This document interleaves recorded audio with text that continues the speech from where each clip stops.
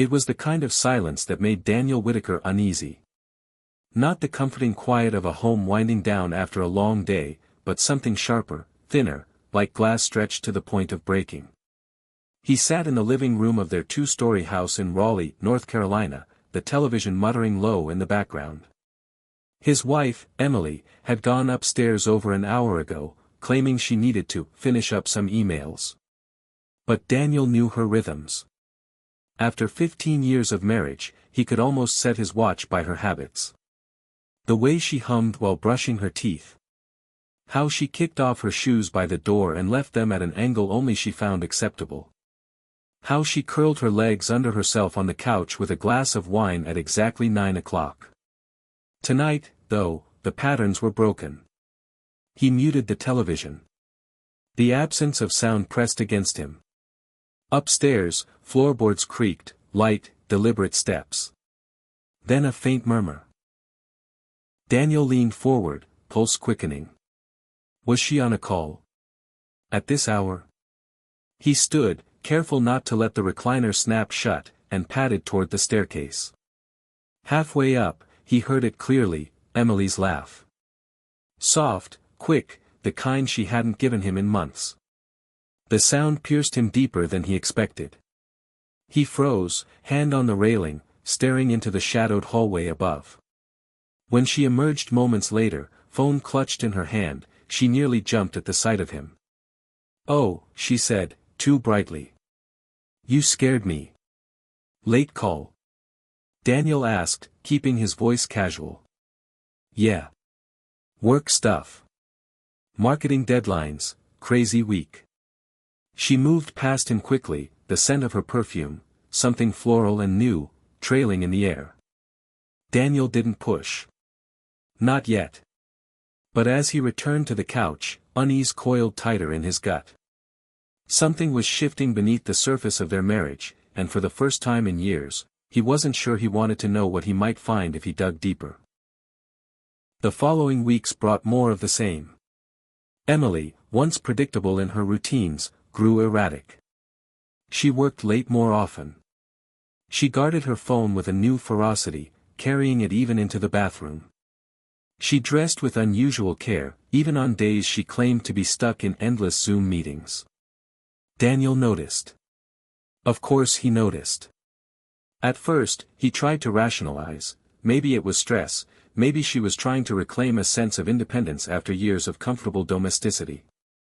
But rationalizations have a short shelf life when paired with suspicion. One Thursday evening, Daniel came home early from his job as a project manager at a local construction firm. He stepped into the quiet house, expecting to find Emily in the kitchen. Instead, he heard faint music drifting from upstairs. Curious, he climbed the steps, and froze at the bedroom door. Emily stood before the mirror, slipping into a dress he hadn't seen in years. Deep red, clinging in ways that seemed designed not for a casual dinner but for something more dangerous. She adjusted the neckline, checked her lipstick, then snapped a selfie with her phone. Daniel's throat went dry. She hadn't dressed like that for him in over a decade. When she noticed him, her eyes widened, just for a flicker of a second, before she plastered on a smile. "You're home early," she said. "Yeah." His gaze lingered on the dress. "Going somewhere?" "Just, dinner with a couple girlfriends. You know, catching up." "Right." Daniel nodded slowly. "Have fun." But as she breezed past him, heels clicking against the hardwood, a cold certainty settled in his chest. She wasn't meeting girlfriends. Daniel didn't say anything that night when Emily came home hours later, smelling faintly of wine and something musky that wasn't hers. He lay in bed, feigning sleep, his body stiff beside her as she slipped under the sheets. But silence has a way of becoming unbearable. By the weekend, he began watching more closely. The evidence piled up in fragments. A sudden interest in fitness classes at a downtown studio she'd never mentioned before. Receipts stuffed carelessly into her purse, showing dinners at upscale restaurants she never mentioned to him. A shift in her scent, new perfume, bolder makeup, lingerie he hadn't seen in years. Every piece by itself was nothing. Together, they painted a picture Daniel didn't want to see. On a rainy Sunday morning, while Emily showered, Daniel did something he'd never done in their 15 years together. He picked up her phone. The lock code was new. 4 digits he didn't know. His stomach clenched. She'd changed it. Recently. That, in itself, was an answer. Raleigh in spring carried a strange beauty.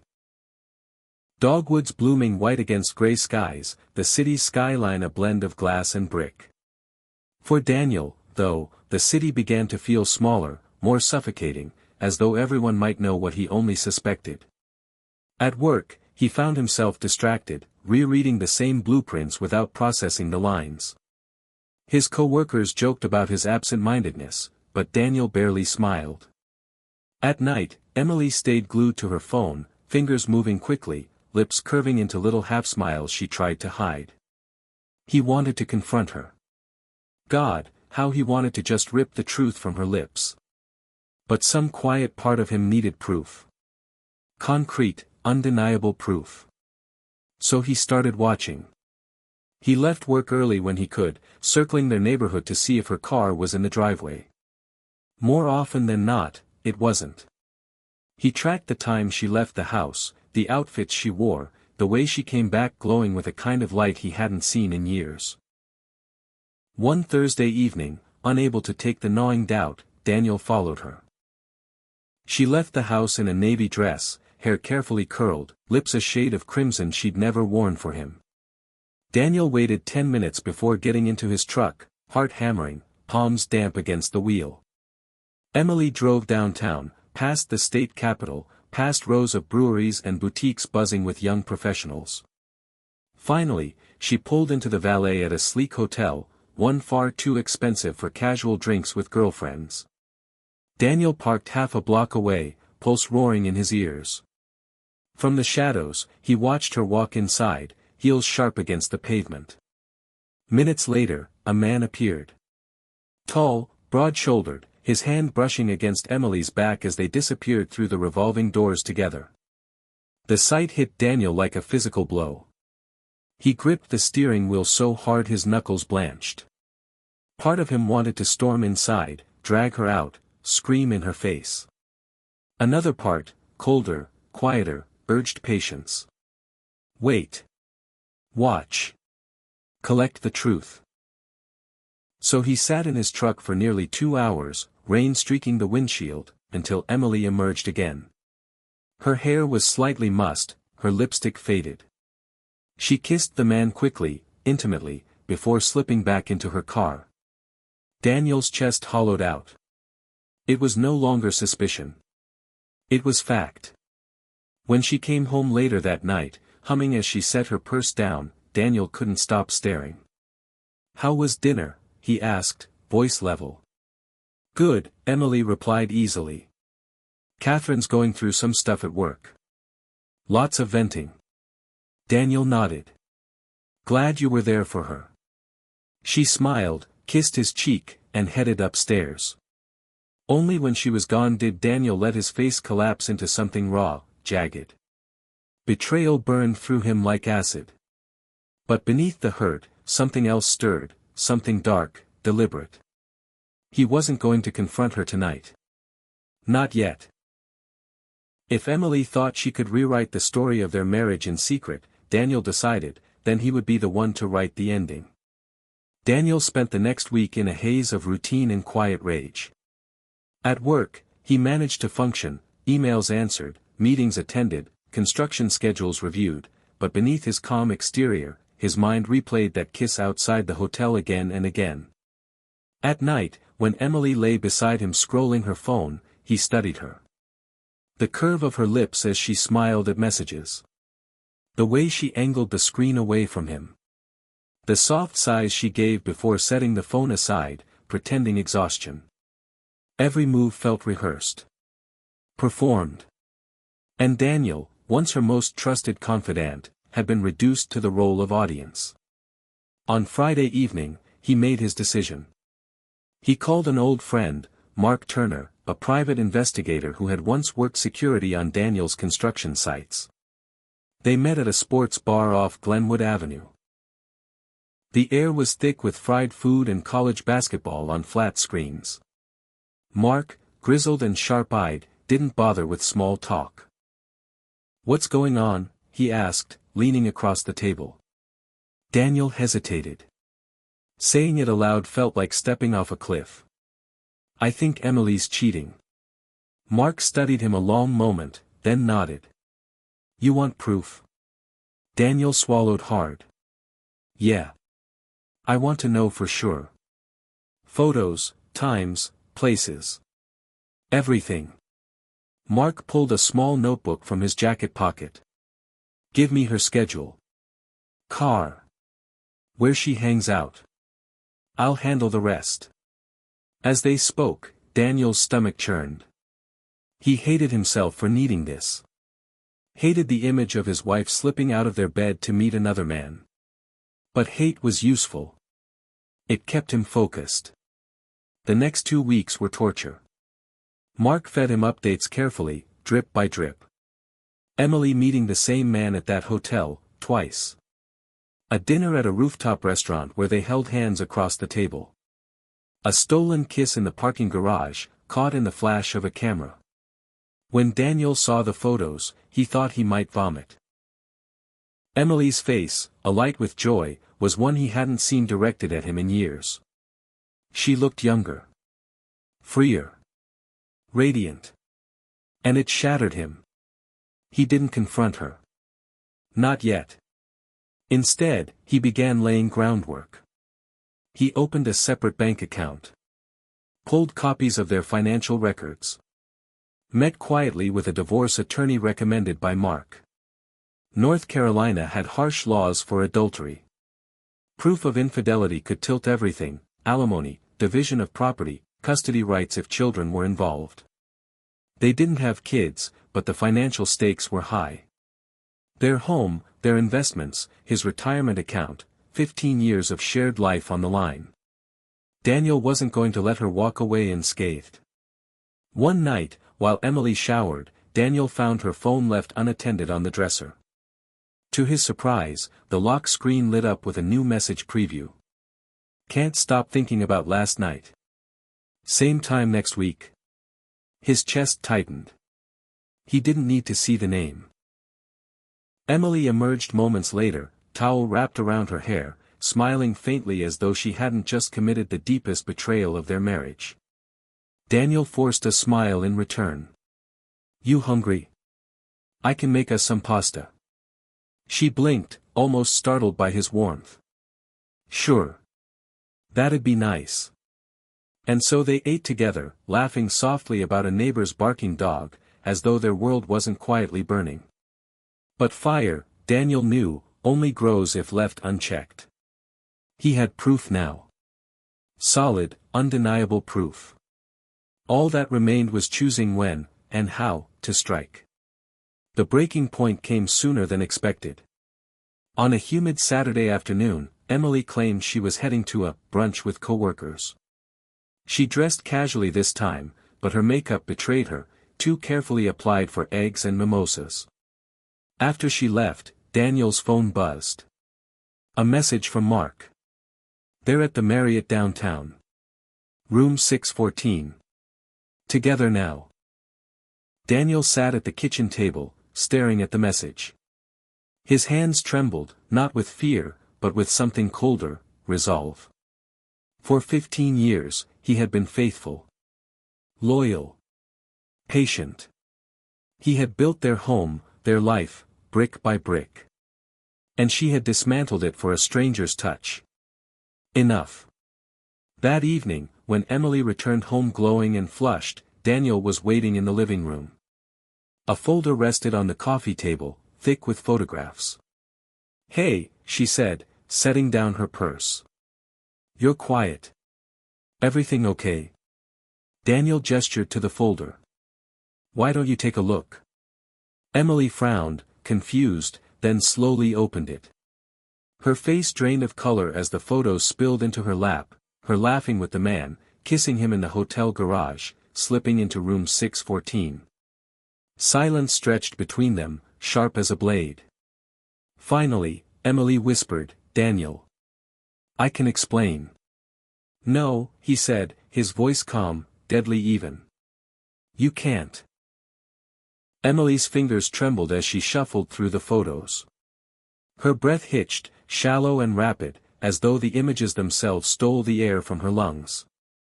"Daniel," she tried again, her voice cracking. "Please, it's not what it looks like." Daniel's laugh was low, humorless. "Not what it looks like. You in his arms, kissing him, walking into a hotel room together, that's not what it looks like." She dropped the photos as if they burned. It was a mistake." Her eyes filled with tears. "I didn't mean for it to happen. I felt so invisible, so unloved." Daniel cut her off, his tone sharp as steel. "Unloved? Emily, I built this life for us. Every day I went to work, breaking my back so we could have this house, these vacations, this future. And you repay me with this?" He gestured to the damning evidence scattered across the rug. Tears streaked down her face. "It wasn't about him. It was about me. I needed to feel alive again. I didn't think you'd notice. I thought. You thought I was too blind. Too stupid." His voice rose now, shaking with fury. 15 years, Emily. 15 years I gave you everything. And you threw it away for hotel rooms and secret texts. Emily dropped to her knees, clutching his hand. "Please, Daniel, we can fix this. We can go to counseling. We can." He pulled his hand back, icy and deliberate. "No. There's no fixing this. You made your choice. Now you live with it." That night, Daniel slept in the guest room. He heard Emily crying through the walls, muffled sobs that once would have broken him. Now they only hardened his resolve. Over the next week, he moved with ruthless precision. His lawyer filed the paperwork. Mark's photographs, neatly compiled, were submitted as evidence. In North Carolina, adultery was a heavy strike against a cheating spouse. Emily begged. She pleaded. She tried anger, then guilt, then despair. "You're destroying us," she whispered one night, clutching at his arm. "No," Daniel said coldly. "You destroyed us. I'm just cleaning up the wreckage." The day of the confrontation with her lover came by chance. Daniel was leaving a construction site downtown when he spotted him, tall, broad-shouldered, slipping out of a cafe with a coffee in hand. Without thinking, Daniel approached. "You," he said flatly. The man turned, surprised. Recognition flickered in his eyes. "You must be her husband." The man shifted uneasily. "Look, I didn't mean." Daniel stepped closer, voice low, dangerous. "You knew she was married. You knew she had a family, a life, and you still crawled into my bed when I wasn't looking. You think you win here? You don't. You're nothing more than a mistake she'll regret for the rest of her life." The man swallowed, unable to meet Daniel's stare. He muttered something about being sorry, but Daniel was already walking away.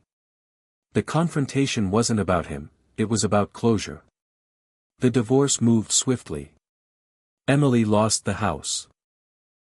Daniel kept the majority of their assets. Her lover, it turned out, had no intention of anything serious once her life collapsed around her.